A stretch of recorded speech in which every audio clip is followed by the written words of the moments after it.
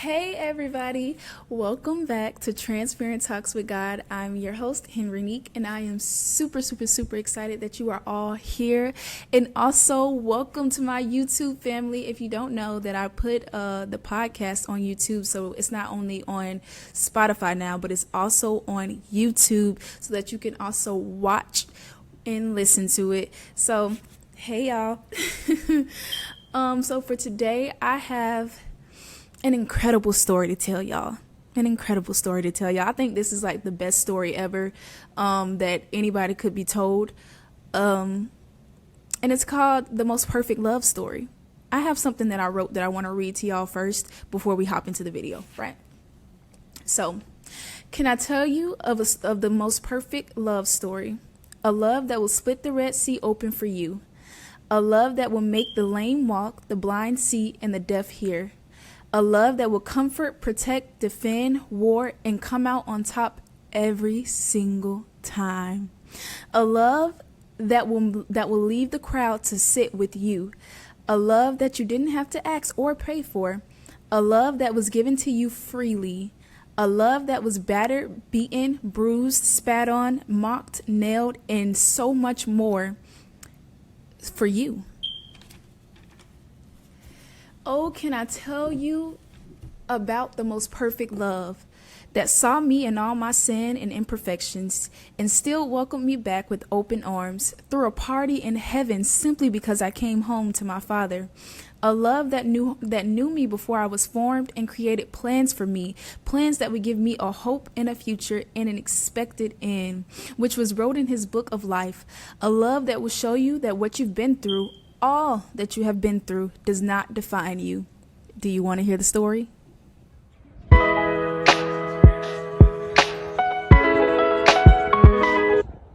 right, everybody, let's get into it. So, y'all, I was listening to this song called Won't Let Go by Travis Green. Y'all should listen to it because it's so good, right? So some of the lyrics in the song is, when I'm ready to give up, Lord, you won't let go. You keep holding me. You won't let go. You got me. I know there's safety in your arms. You won't let go. You won't let me go. And I've been listening to this song for a while now, but for some reason, well, not for some reason, lately the song has just been resonating with me like a lot. And so it's like a song that I want to listen to when I'm going to sleep. It's a song that I want to listen to just throughout my entire day because it's so good. But it's been resonating with me because the lyrics, like, there's safety in God's arms. There's protection in God's arms. He won't let me go. So I'm going to tell y'all my testimony. I'm going to go through a few things that God has brought me through to show y'all just how perfect his love really is, just to show you how much he really does love you, and that what you have been through does not define you. Tell y'all, what you have been through does not define you, and you will hear that throughout my entire testimony of the things that I will share. And then you can also watch my other videos that I have on the podcast of other things that I have shared on the podcast to let you know that God will use you. Literally, he's using me. I didn't know that I could be used after all that I've been through, but he's using me, and he can use you too, right? So when my mom was about like 4 months pregnant with me, this was 2001, okay? She was 4 months pregnant with me. Her and my dad, they were driving in the car with a few other family members, right? And where they are from is this very small town here in Florida. And on one of the roads, it's just nothing but straight like canals on both sides of the roads, right? So they're driving and they were in a truck. Mind you, like I said, it was a lot of other family members in the truck with them. So it wasn't really like that big of a truck, but they were all in there with them. And as they're driving down the road, the tire blows out of the car. She's 4 months pregnant with me. My dad is in the car. I have a few aunties in the car. I have some cousins in the car. All these people. The tire blows out, and he loses control of the car. My dad flies through the windshield. Other people are thrown and flown other places. But God, But God, guys, my mom only came out with literally a scratch just behind her ear. She was 4 months pregnant with me. She didn't have her seatbelt on in this car, but my dad had his seatbelt on, and he flew through the windshield. And other people, they also had to go through major surgeries, but my dad ended up passing away in that accident, when we also had another little cousin pass away as well in that accident. So this was a huge accident. There was 2 deaths. About everybody in the accident had to have major surgeries, and only 2 people came out with scratches. A cousin of mine who had a big scratch on her neck that could have, ended up ending her life, basically. And my mom only literally with the scratch behind her ear, as she's 4 months pregnant with me. So that's how my story starts. It starts off with coming into this world, no father, because he passed away in an accident. And then yeah. Y'all, it's a lot. So not only that though, I was also born with, as I told y'all on the throughout this podcast, I was also born with sickle cell disease, and I was born with the worst kind, SS, the worst kind of sickle cell disease, and they said that there was just no cure for this. I think at one point in the pregnancy with my mom and my dad, they had told them that they could actually have an abortion to not continue the pregnancy because I would be born with sickle cell, but they continued to keep me, and y'all see I'm still here, right? So I was born with sickle cell. There's no cure. When I was younger, I would be in and out of the hospital.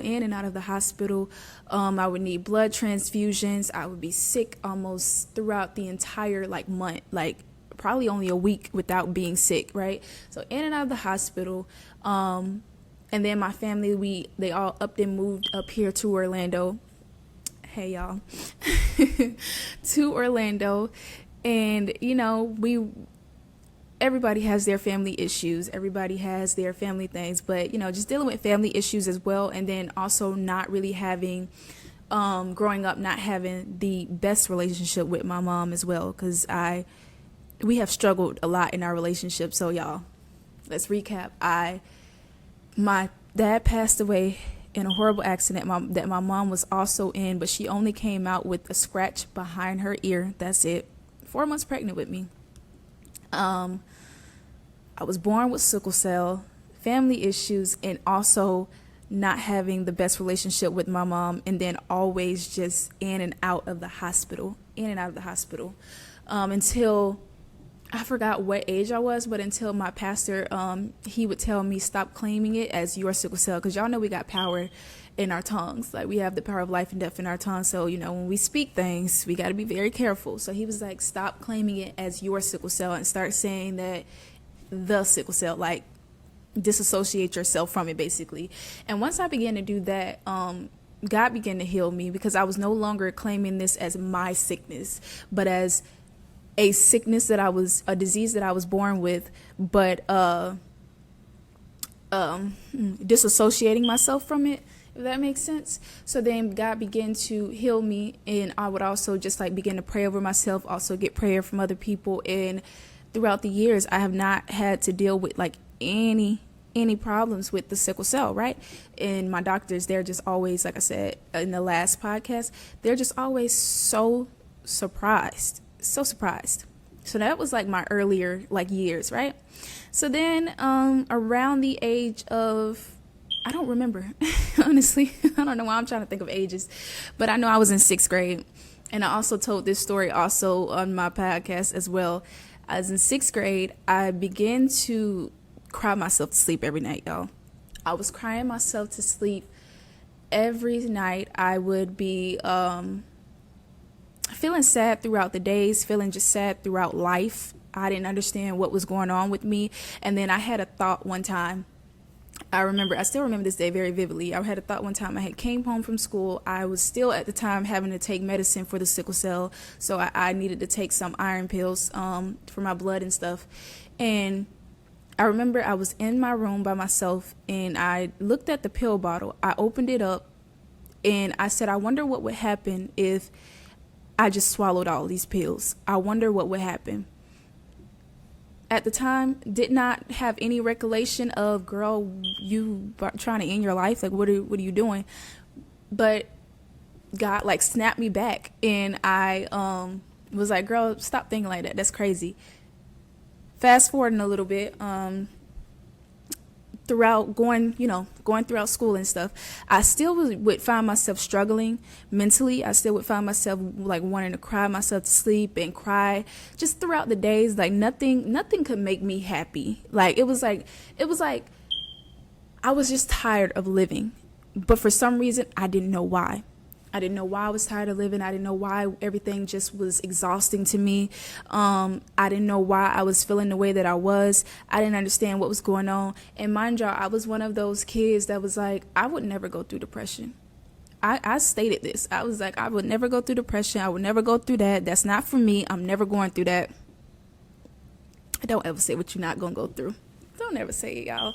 So I was in high school around this time, my first year in high school, and I went to a 3-year school where you graduate in 3 years, right? So I went to the bathroom one day because I was just crying a lot. It was like I was over it. And I was also one of those people, and I'm still kind of one of those people that don't like to cry in front of people, right? But I went to the bathroom because I felt the tears about to come, and I was like, listen, I need to go to the bathroom because I ain't about to cry in front of all these people. I ain't got time for nobody asking me what's going on, what's wrong with you, none of that.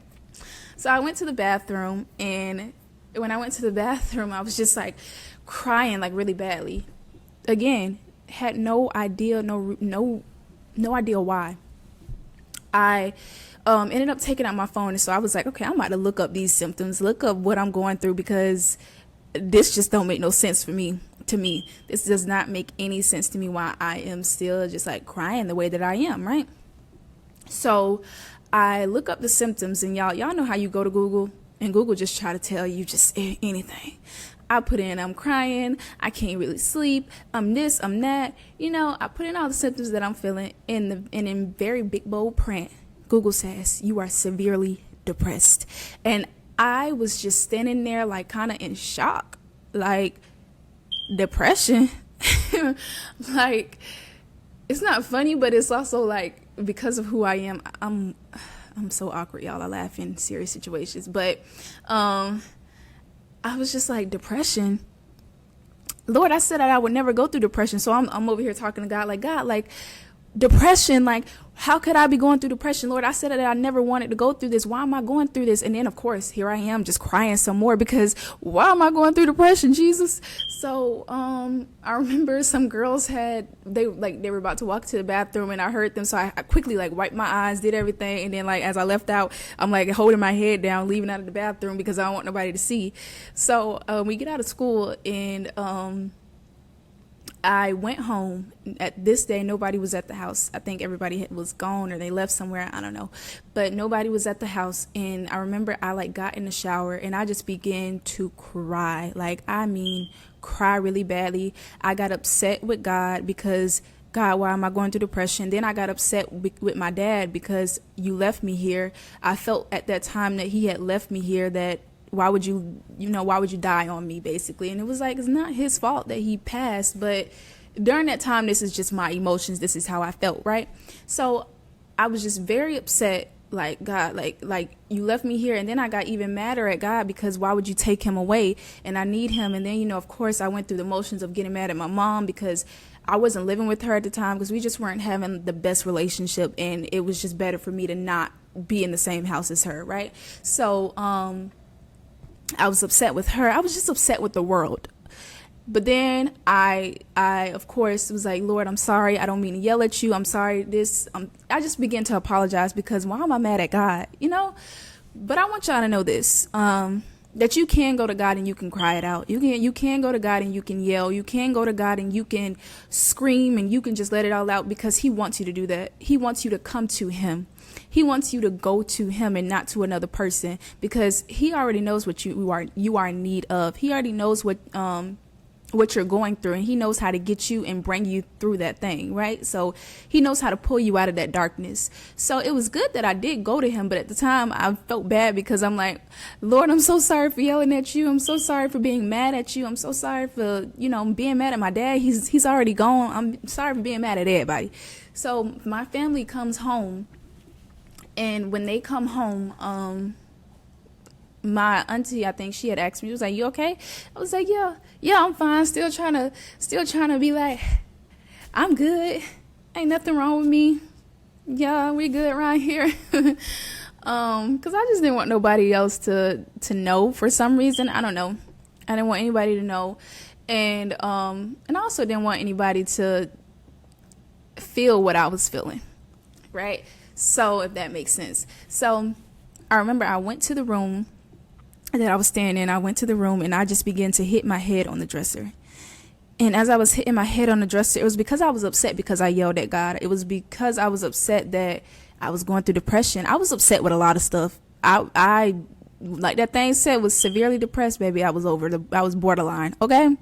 So, I was hitting my head on the dresser, and then I stopped, and I think I probably slept for the rest of the day. I don't know what I did. I can't really remember. But I went through that, and I went through depression for a very long time. So then I'm going to fast forward a little bit more. A few years later, I would find myself driving down the road, and I would hear this voice speaking to me saying, it's okay. You can drive off this cliff. It's okay. You can drive off and nobody would miss you. Nobody loves you. Like, the voice would just be speaking to me, and I would almost find myself about to drive off that cliff because of what this voice was telling me, and I was almost gonna give into it and believe it. But I think a lot of the times what stopped me from listening to that voice, because that wasn't just the only instance, it would tell me to do other stuff as well that I would almost do and then stop myself from doing it. It was that I didn't want to hurt God. I've been in church my whole life, y'all. And so I knew what it was if I would have done something like that. And during that time, it was just like, I really don't want to hurt God. God has just been too good for me. No matter like what I'm going through, he's still just been so good, And so it wasn't even about people. It wasn't about anybody missing me. It wasn't about leaving people behind. It was genuinely, God, I can't hurt you in this way. But then at one point in my life, this voice, again, it was just speaking to me. Yeah, we got to learn how to silence those voices from speaking to you. You got to learn how to tell that voice to shut up, okay? And feed your spirit with the word of God, because you let that voice continue to speak to you, that thing will eventually have you doing what it says. You will eventually submit to it, and we can't submit to those voices, guys, because it's not of God, right? But during this particular time, I just was so done with life. I remember I told God, you're going to either have to get me out of here or I'm going to end it all, is what I had told him. You're going to have to get me out here. I'm going to end it all because I can't do it anymore. I was again having problems with my mom. I was just having trouble with a lot of different stuff. I was dealing with sickness as well. I had gotten pneumonia, so I was in and out of the hospital. I had to have surgery. I was just going through a lot, y'all. It was like a lot. I was dealing with stuff with family as well. So it was a lot. It was like everything that could go wrong did go wrong. And I was already like going through depression. I would have my moments where I would come out of depression and then thinking that I'm all good and then fall back into it. And it was like, I'm just tired of this. I was tired of falling in and out of something that I just wanted to be done and over with, right? So this one day I took a bunch of sleeping medication because I told God, you're going to have to like fix something or I'm going to end it all. And I remember this one day I was exhausted. So I took a bunch of sleeping medication and I laid down and I was going to sleep and I was hoping to never wake up again. It's my testimony. I'm telling y'all, what you go through does not define you. Okay. So I was hoping to literally never wake up again once I took that medication. But then God visited me that night as I was sleeping. He visited me that night because he's God and he loves you so much. Okay. So he visited me that night and he told me, I'm not done with you. There is so much more that I want to do in your life. This is not like how you're going to end it. And God did not let me, he didn't let me die that day. He didn't let me go into what I wanted to go to that day. He took me and he kept me, and then literally a few months later he moved me into my own place, and I felt peace that just surpasses all understanding. I knew in that moment what the scripture meant when it said God will give you peace that surpasses all understanding. I remember sitting in my apartment, and I have videos of this time that I'm going to release one day to show of the testimony, because I like to record everything, y'all. So I remember I was in my apartment during this time, and I remember saying, oh, I have my own room. I have my own kitchen. I have my own this. I have my own that. I was 19 years old when I moved into that own apartment, and I felt peace that just surpasses all understanding. And I just knew in that moment that God loved me. I knew in that moment that God protected me. I knew in that moment that God had brought me out of depression, that he had finally freed me from the shackles of something that I was dealing with from the time I was in 6th grade up until I was 19 years old.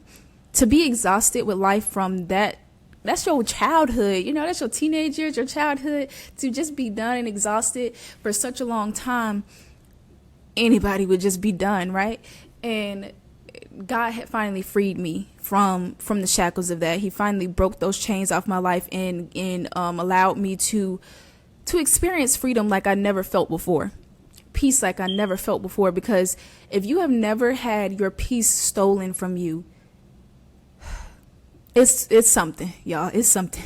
So that's why now I gotta stay in a peaceful environment, because I know what it feels like to have your peace stolen from you, right? And what to not to have peace for a very long time, right?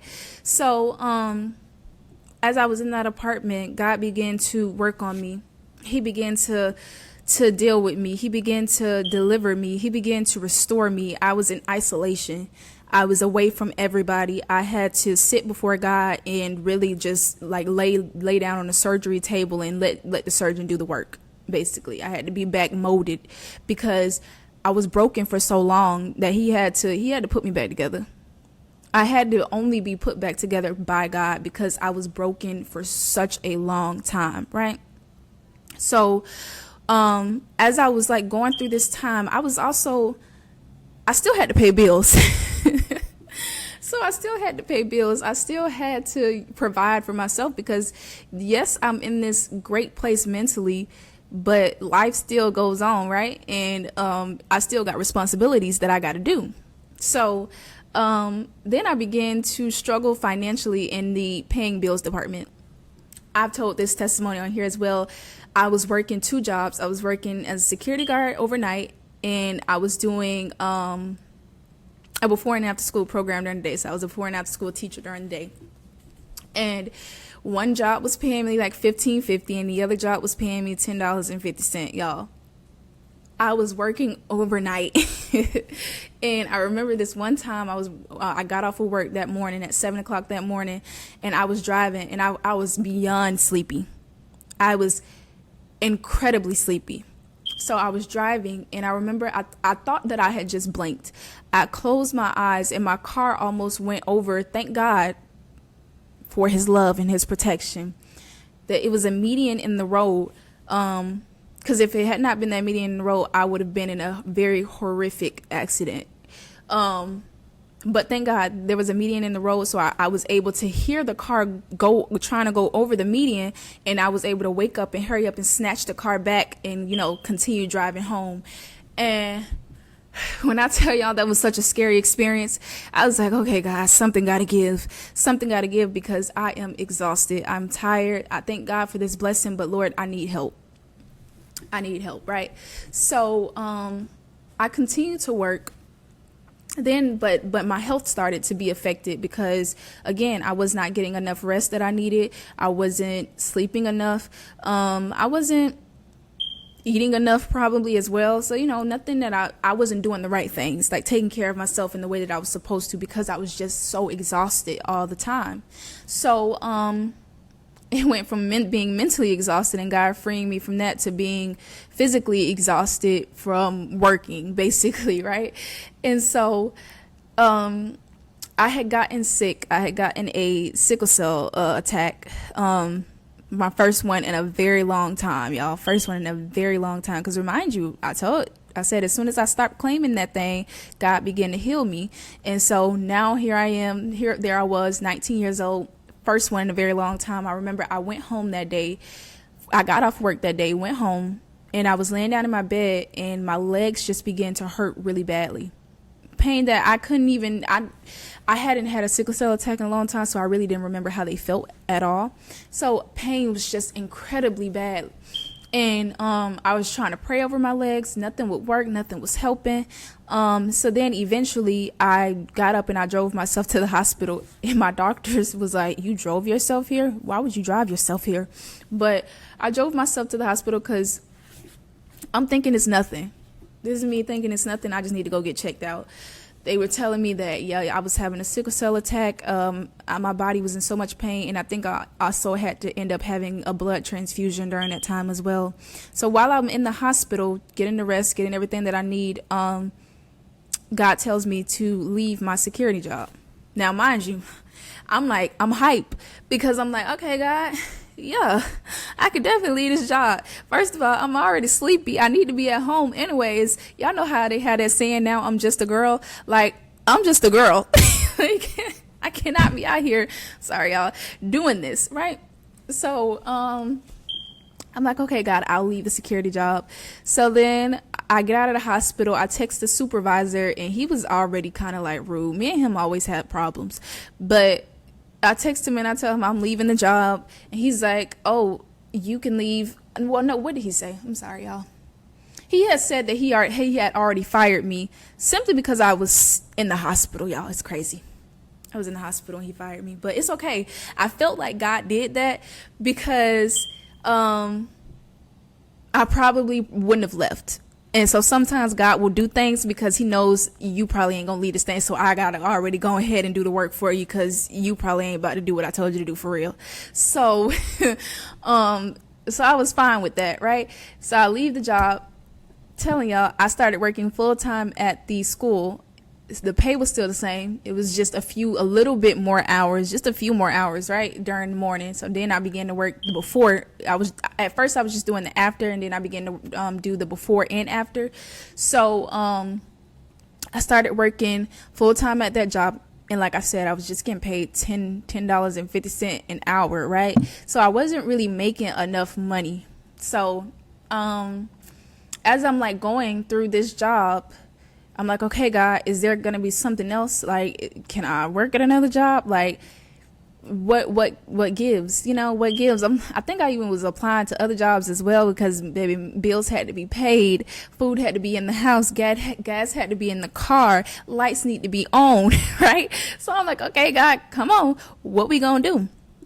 So by the grace of God, because of his love that is just so perfect, he provided for me.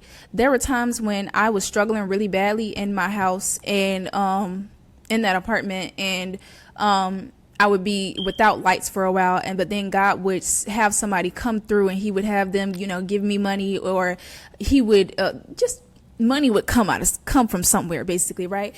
And there were times when I would be able to pay my bills like months in advance because of God. I really like in his vessels, the people that he sent, the people that he would have help me, they would give me money, and I would be able to pay things off, and I would be able to pay to have my lights on, put food in the house, all of that from working a $10.50 job, guys.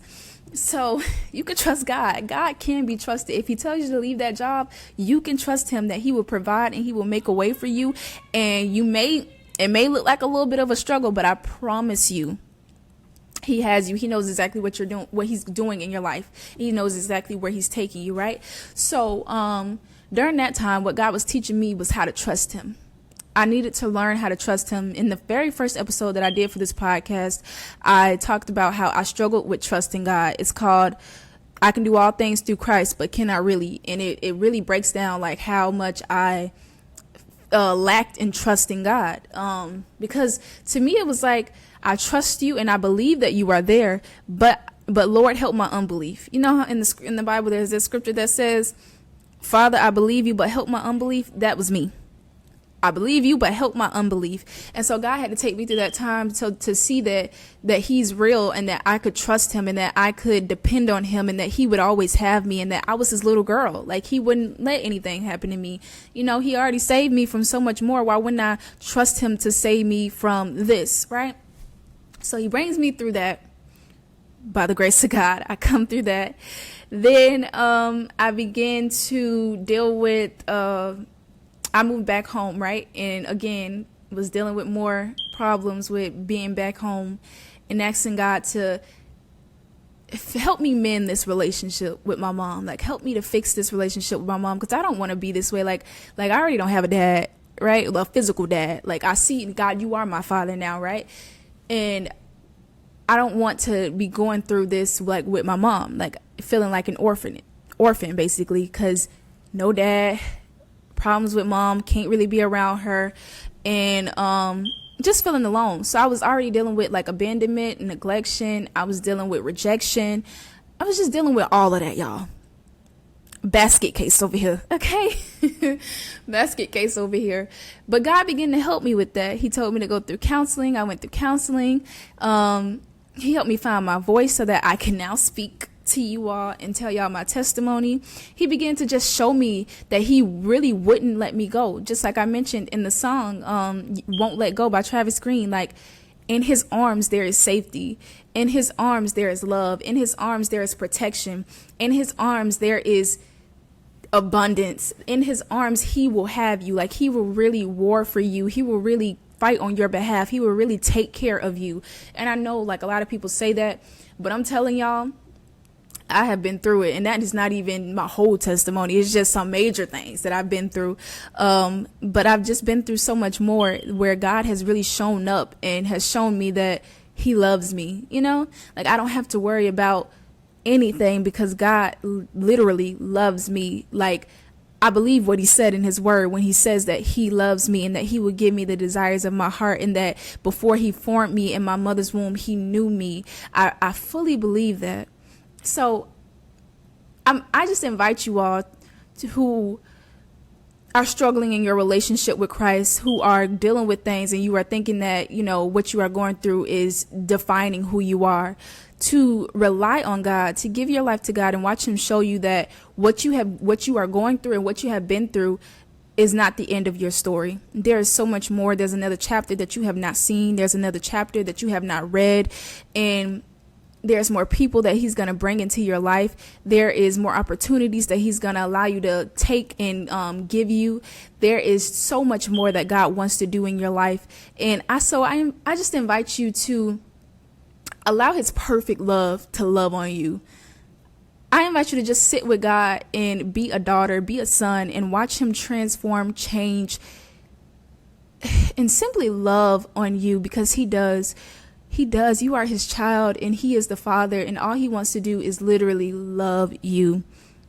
There's no way that my mom should have came out of that accident with just a scratch in her ear, when there were 2 people that passed and everybody else had to have major surgeries, and only 2 people came out without having to need like surgery. There's no way that she should have survived. There's no way that I should have survived, right? Because I even had one moment where the enemy wanted to take me out the same way he did my dad. I was driving in the car with my cousin, and I was hearing my tire, like it felt a little like weird, right? Then next thing you know, my tire literally blows out. But thank God that I was already stopping at a light, that I could have more control over the car, and the car wasn't going fast down the road or anything like that, because the enemy wanted to take me out the same way he wanted to do. He did my dad, right? And by the grace of God, listen to that voice, y'all. Listen to God, okay? Because I was supposed to go to down south. I was supposed to go down south that day because I had a photo shoot, because I used to still kind of model a little bit. And I was supposed to go down south that day, but I just kept saying, Lord, I don't want to go. Like, I don't want to go. I just kept having a feeling of I don't want to go for some reason. And let me tell y'all, I love taking pictures, okay? I love taking photos. I love getting my photo taken, right? But that day, I literally just was like, I don't want to go. I don't want to go. Throughout church, I just kept saying I don't want to go because I was supposed to go after church. And then I just made the decision to not go. And that very same day, my tire blew out. So imagine if I would have been riding down the road, riding down the highway, and my tire would have just blown out and the enemy would have probably had his way, right?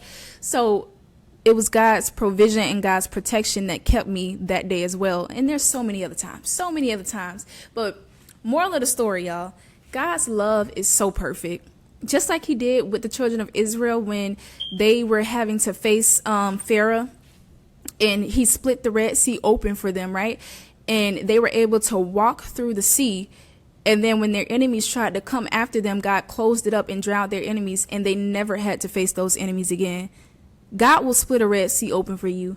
God will bring you everything that you need. God will give you sight if you are blind. God will do it. He will do it because he loves you. If you love him back and you give your life over to Christ, he will provide. He will show up. He will show you what a father's love is. He will show you what the right love is. And it will change your life. It will change your life. So I hope that these testimonies that I was able to share encourages you to give your life to the Lord, encourages you to build on that relationship with Christ, encourages you to know that what you have gone through does not define you, because there is no way that I should be on a podcast telling people my story. There's no way that I should even still be here, but by the grace of God, because he knew what he wanted to do in my life, I'm still here. And I want to tell y'all just a little bit more, of what God told me when he told me to do this podcast. I remember last year I was in church. Well, no, this is before I was in church. He had begun to speak to me and tell me to do this podcast, right? And so I went to church and we had an altar call, and God began to speak to me. He gave me a burning bush moment like Moses. And he said, let my people go. This is my mission. This is what God has told me to do on this podcast. He said, let my people go from the voices of depression, anxiety, suicide, anything that you have gone through. Let my people go by telling your story. I'm going to use you to set people free, basically. And so my mission on this podcast is to literally set people free from these voices of things that are not really talked about, that people feel like they can't really talk about, to let this be a safe place where you feel like, okay, yeah, I can come over here and I can email her, I can DM her, because y'all can't text me and I will answer. And we can talk, because I've gone through things and I want to be used by God. And so, of course, here we are. I'm letting God use me no matter how uncomfortable I am. I'm letting God use me because it's bigger than me. Your life matters, right? And so it's much bigger than me that I fulfill what God tells me to do in this earth. No matter how scared and uncomfortable I feel, I'm going to do what God tells me to do, right? Told me to do, right? So, like I said, I hope you all enjoy this. I hope you all share this. Leave a comment, like, subscribe to the YouTube channel, and follow me on Spotify, y'all. Transparent Talks with God. And you can text me. Sign up for my email list as well. Click on the link that'll be in the description, and you can sign up for the email list where you can get all of my emails. You can get all the updates, and you can also chat with me if you want to. I love y'all, but most importantly, God loves you more. And I hope y'all have a great, great day. Bye. Hey, everybody. Thank you so much for watching. I pray that this has blessed you. Like, comment, and subscribe, and share. Have a great day.